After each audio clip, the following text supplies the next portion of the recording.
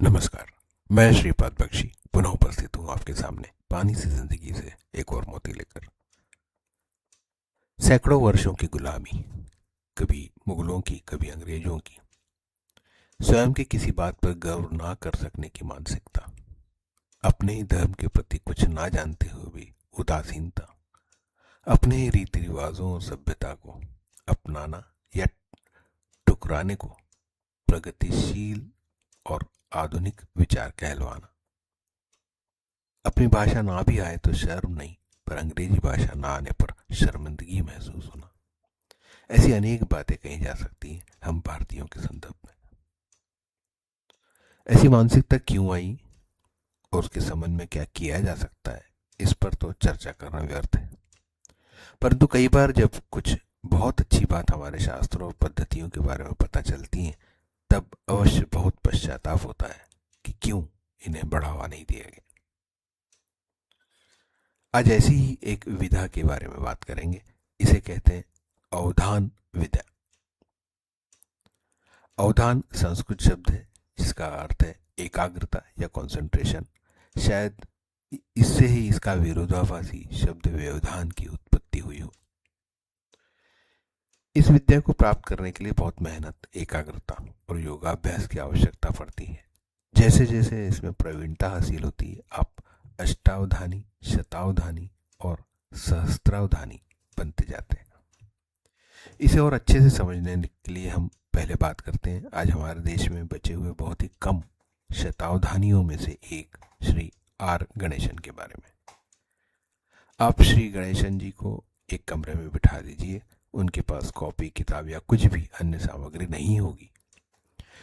उसके बाद उस कमरे में एक एक करके 100 लोगों को भेजिए जो अंदर जाकर गणेशन जी के कान में कुछ भी कोड या शब्द या वाक्य बोलेंगे, चाहे वो किसी भी भाषा का क्यों ना हो। जब सब लोग उनसे मिलकर चले जाएं, तब गणेश जी उन सभी 100 लोगों द्वारा कही बातें हूबहू बता देंगे।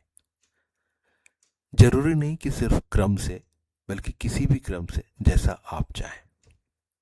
सिर्फ यही नहीं, यदि किसी व्यक्ति द्वारा उनको जब कोड या बात बताई जा रही हो और उस समय नेपथ्य में कोई मंदिर की घंटी या कोई अन्य आवाज आए, तो वो वह भी बता देंगे।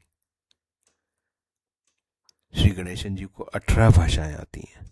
उन्होंने सैकड़ों किताबें लिखी और 1000 से ज्यादा शो किए हैं ताकि लोग इस विधा से अवगत हो सके। हाल ही में श्री आर गणेशन जी को इस प्रतिभा का सम्मान करते हुए पद्म विभूषण से सम्मानित किया गया। श्री गणेशन जी शतावधानी है, इसलिए वे 100 लोगों की बातें याद रख पाते हैं। यही बात एक सहस्त्रावधानी व्यक्ति 1000 लोगों के साथ कर सकता है। इसका सीधा सीधा अर्थ यही है कि ऐसी कोई पद्धति है जिसके द्वारा दिमाग की सभी सीमाओं को लांघा जा सकता है। इसी प्रकार की बातों से हमारे ऋषि मुनि भी जानकार रहे होंगे, जिसके कारण उन्हें बड़े बड़े ग्रंथ और उनमें उल्लेखित मंत्र इत्यादि कंठस्थ रहते थे।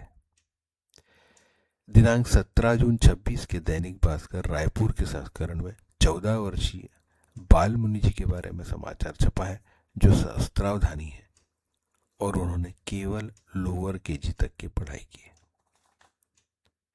एक समय रहा होगा जब हमारे देश में चल रहे गुरुकुलों में इस प्रकार की विधाएं सिखाई जा रही होंगी, परंतु पहले मुगल, फिर अंग्रेज और बाद में अभी तक चल रही अंग्रेजियत ने इन सब बातों को पुरानी रूढ़िवादी मानने पर मजबूर किया होगा। कल्पना कीजिए कि इन पद्धतियों से हमारे बच्चे को सीखते तो उनका बौद्धिक स्तर और रचनात्मकता का स्तर क्या होता। आशा है जिनके पास यह विधा आज उपलब्ध है, उनके माध्यम से अगली पीढ़ी तक उसे पहुंचाया जाए, ऐसे प्रयास अवश्य हो रहे होंगे। श्री आर गणेशन जी को पद्म विभूषण से सम्मानित किया जाना इसी दिशा में सरकार द्वारा उठाया गया एक सराहनीय कदम है।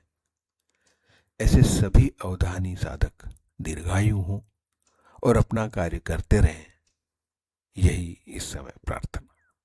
जय हो, नमस्कार।